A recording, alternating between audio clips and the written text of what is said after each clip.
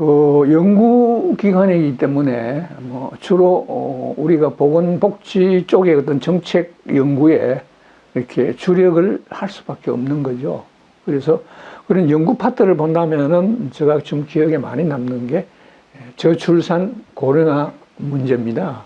이게 뭐냐면 대통령 저출산 고령화 위원회, 제가 자문위원회예요. 그래서 그 부분에 신경을 많이 쓴 거는 사실인데, 그 당시만 해도 별로 효과가 잘 나오지 않았어요. 근데 이 대통령 이 저출산 고령화 자문위원회가 노무현 대통령 때 열렸습니다. 그게 각 부처 장관과 청와대 각 비서관들, 그 다음에 국책연구기관 한 23개 정도 되죠. 한 4, 50명이 모인 자리에서 대통령이 저출산에 대해서 자기 소신을 얘기하는 거예요. 자기 소신을. 근데 그 자기 소신이라는 거는 지금까지 우리가 복지부나 보사연에서 하고 있는 정책입니다. 그건 뭐냐? 이미 구라파에서 다 임상을 거쳐가지고, 구라파는 돈이 많기 때문에 돈을 퍼부으면 될 수도 있는데, 우리는 그런 입장이 안 되니까 그대로 갖고 와서 했는데, 안 되죠. 그래서 2016년에요. 그게 출산율이 1.24입니다. 그 정도로 낮아진 거 아닙니까? 지금은 예를 들어서 0.98이야. 근데 그만치 이게 어려운 거, 우리 현실에 접목하기가 대단히 어려운 정책을 대통령이 강조를 하니까 내가 답답했죠. 그래서 그 당시에 1년에 태어난 아이가 45만 명이다. 이게 35만 명의 애가 정상적인 과정을 거쳐서 출생이 된 애가 아니더라도 그건 뭐 생명이야. 태아는요, 출산함으로 인해서 상속도 받을 수 있고 인권을 갖고 있는 사람입니다. 그래서 왜 어떤 젊은이가 왔으면은 산부인과에서 어떻게 해서 된 거냐? 이거 어떡하래? 어떻게 해줬으면 좋겠느냐? 이런 디테일한 심층 그런 상담도 없이 그대로 오면은 수술이에요. 왜? 그 당시에 산부인과 수가가 낮았어요. 제가 77년도에 의료보험을 하면서 의료보험 수가를 제가 만들었잖아요. 산부인과는 그 동선에 굉장히 메인과야. 메인과고 돈벌이가 잘 돼서 수가를 절반으로 잘라본 거예요, 이게. 어떡합니까? 근데 구라파가 어떻습니까? 구라파 선진국은요, 혼외아가 50에서 60%입니다. 절반이 혼외아예요. 그게 그 사람들 문화에서는 나쁜 문화가 아니고 생명을 키워준다. 그래서 출산율에 문제가 없지 않습니까? 우리도 그런 식으로 나가자는 거예요. 지금 뭐예요? 우리가 지금 거의 100조를 퍼붓고 있습니다. 그런데 왜 0.98 왜 나옵니까? 이게 뭡니까, 이게? 2015년에 1.23 나왔는데, 그게 하나도 되는 게 없어요. 그런 거를 예측을 하고, 내가 노통한테 얘기했는데, 노통이 뭐라고 얘기하는지 아세요? 내일 당장 법무부 장관한테 얘기해서, 낙태를 금지시키겠다, 이게. 내가 낙태를 금지시키자는 게 아니야.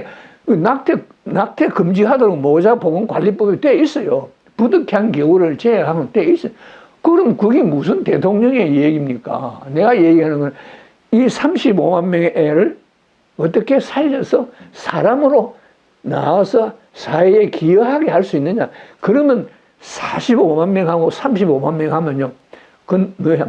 80만 명 아닙니까? 80만 명 되면요. 뭐요? 2.0을 넘어섭니다. 그런 제시를 했는데도 모르는 거죠. 이 생명에, 우리는 생명의 의미를 부여하자. 생명의 가치를 부여하자. 그러려면 정부가 나서고 그런 분위기로 접근해야 된다 하는 게 저 생각이었는데, 오늘 이 이야기가 길어서 뒤에 하자고 말하는데, 그래서 새로운 접근이 필요하다는 얘기 하고요. 소신껏 해라 하는 얘기, 소신껏. 대통령 국민경제, 그 위원회, 자문위원회, 동반성장 문제가 있었는데, 자꾸 경제만 얘기하는 거요. 복지와 경제는, 같이 가는 하나의 양바퀴다. 복지가 없으면 어떻게 지속적인 경제가 있을 수 있느냐? 만약에 의료보험이 없으면은 근로자가 아파. 사무실에 못 나가. 생산을 못 해. 생산물이 안 나와. 수술을 어떻게 합니까? 복지는 지속적인 경제 성장을 위한 하나의 중요한 인프라다. 그거 가지고 또 논쟁이 벌어졌는데, 그 많이 민폐있죠. 비서실에. 유시민, 내 원장한테 유시민 장관이 또 발령이 돼서 왔어? 네. 우리 보고 와서 업무 보고 하라 이겁니다. 업무 보고. 그런데 우리 행정실장부 업무 보고 안 한다 그래라. 전화가 몇 분한테 그래도 안 한다 그래. 원장이 업무 보고 안 한다고 그래. 그러니까 내한테 전화가 온 거예요. 그 비서관이. 좀 장관님 제발 업무 보고 장관님이 받으려고 그러니까 봐라. 보건사회연구원은 전에는 보건복지부 산하의 법인이야. 재단법인이야. 그때는 보건복지부 장관이 보사연의 업무 보고를 당연히 받을 그게 있는 거다. 근데 지금은 복지부의 산하가 아니고 총리실 산하로 가버려서 그렇잖아. 총리실 산하로 간 단체한테 복지부 장관이 업무 보고를 받겠다니 그거는 몰라도 너무 모르는 거요. 그래서 못 간다. 다만 장관이 우리 원에 오시면은 내가 그때 보고하겠다. 미라나 본데 장관이 왔어요. 네? 그거 어떻게? 그런데 준비하지 마라. 그래서 준비하지 말고 차나 한잔 먹고 끝내자. 그래서 내가 여기까지 오시게 해서 죄송하다. 근데 우리가 정말 보건복지의 싱크탱크 역할을 하는 거 아니냐. 우리 장관님 열심히 돕겠다. 그러니까 우리 연구원도 좀 많이 격려해 주시고 좀 도와주세요. 하고 끝. 그런 게 이제 자존심을 가지라 하는 얘기가 바로 그겁니다. 왜 보사연은 실컷 일하는데도요, 국민들이 보사연이 무슨 일을 하는지 잘 몰라요. 내가 며칠 전에 보니까 노인 고용을 높이면 청년 고용이 몇 프로 줄어든다는 걸 보사연에서 그걸 나온 자막이 있더라고. 대통령이 며칠 전에 얘기했잖아. 고용 65세까지 늘린다 했잖아. 그런 식으로 보사연이 자기가 하고 있는 전문성을 국민들한테 알려주고 존재를 알려주고 둘째는 뭐냐면 절대 자부심을 가지고 자기 하는 일에 대해서 소신을 가져라. 누가 뭐라 하더라도 아니 장관한테도 얘기 한번 하고 대통령한테도 할 얘기 해라. 그런 얘기를 뭐 그때도 하고 지금도 그런 소신에는 변함이 없습니다. 잘한 건 아니지만은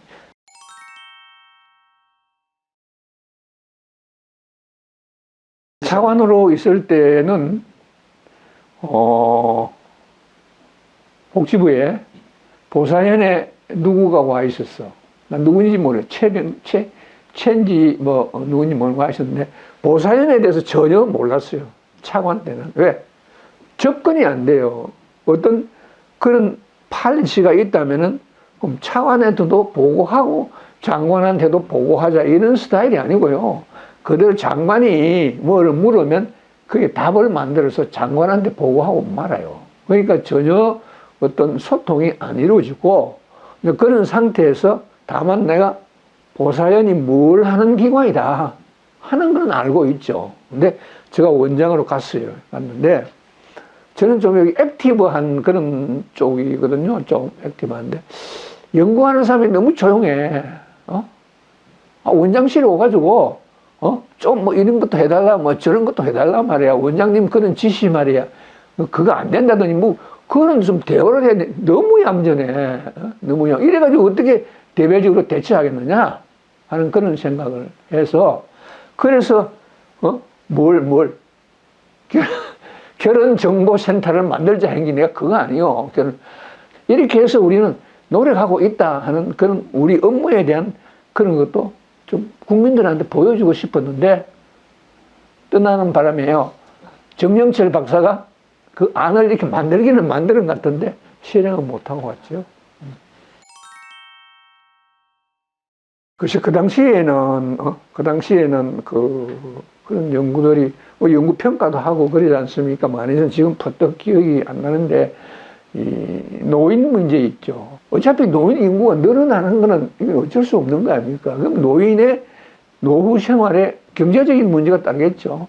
그리고 부양 문제가 따르지 않습니까? 그리고 집에서 관리하지 못한다면은 또 어디에 무슨 요양 시설에 가서 한다는 이런 문제가 그때만 해도 심각한 문제였고, 여기도 돈이 꽤 들어가지 않습니까? 그래서 저도 앞으로 노인이 될 텐데, 정경희 박사죠?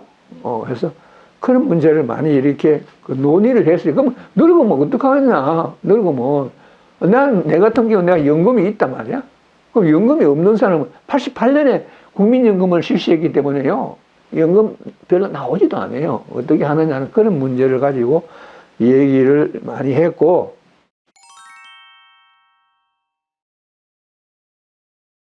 거의 여기서 하고 있는 게 그 전문적인 또 다방면에 걸친 연구이기 때문에 내가 거기에 더 이렇게 보태기에는 좀 문제가 있는, 다만 연금 문제는요, 국민연금 문제, 그건 내가 굉장히 강하게 내가 그 책임자한테, 윤 책임자한테 얘기를 했죠.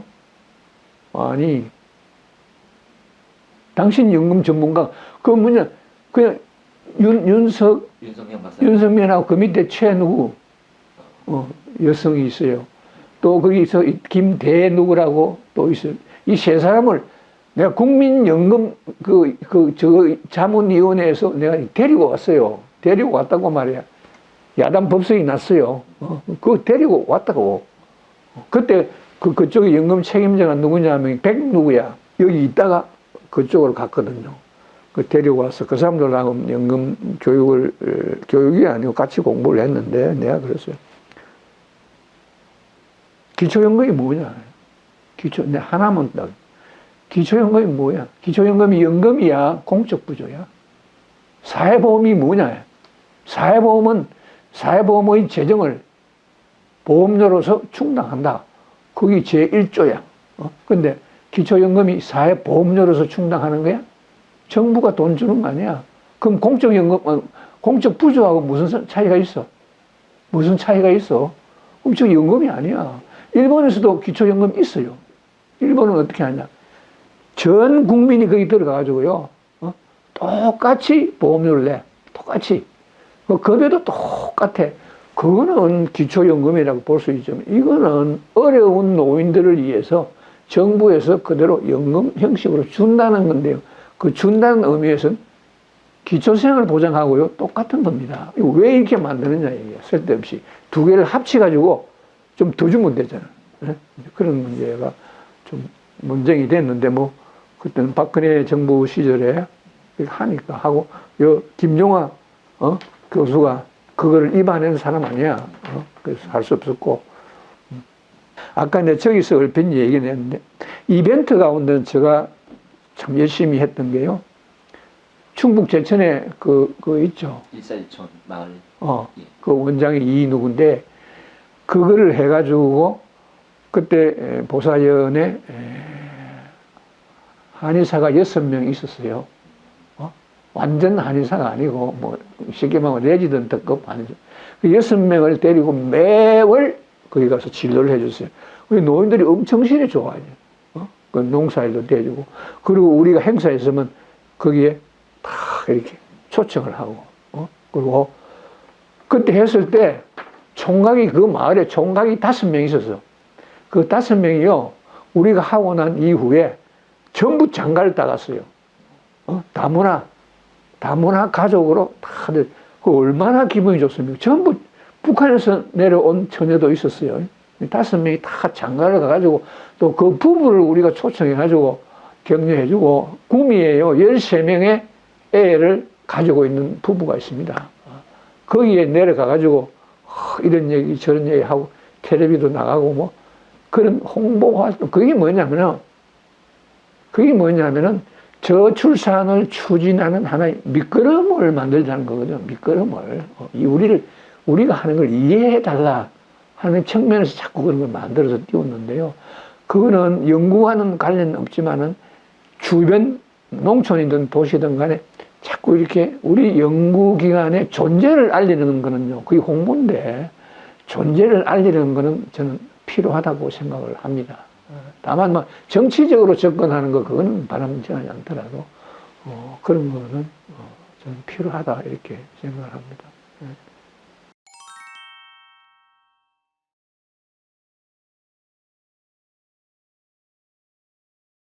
품 쪽도 그런 연구 파트가 있더라고요.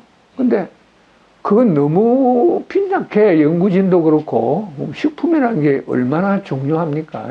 식품, 의약품 마찬가지인데 식품 안전 문제는 식약청이 하지만은 그래도 여기 이미 조직이 있으니까 이 조직을 내가 없앤다는 게 그것도 부담스러우니까 좀 제대로 해라 해서 좀 그 조직을 보강해 줬던 그런 기억이 나고요. 그럼 보건복지 가면은 하여튼 여기서 아이디어가 나와야죠. 복지부는 이 아이디어를 받아서 현실적으로 접근할 수 있느냐 없느냐, 예산이 되겠느냐 안 되느냐 그런 판단을 하면 되는데 지금까지 나는 복지부가 과연 보살연의 그 아이디어를 제대로 받아서 활용을 했을까 하는 그런 생각이 드는데 그렇게 하면 안 됩니다. 그리고 어떻든 간에 보살연은 이 만드는 작품을 보건복지부에 갖다 줘가지고 브리핑을 해야 됩니다. 자꾸 알려야지 돼. 안 하면 몰라요. 안 챙겨. 알리서 이 보살연의 그런 위상을 자꾸 올리고 대내적으로 위상을 올리고 큰 소리 치고 소신껏 일하고 텔레비에 나가서도 일하고 뭐 그런 걸 좀 해줬으면 좋겠어요.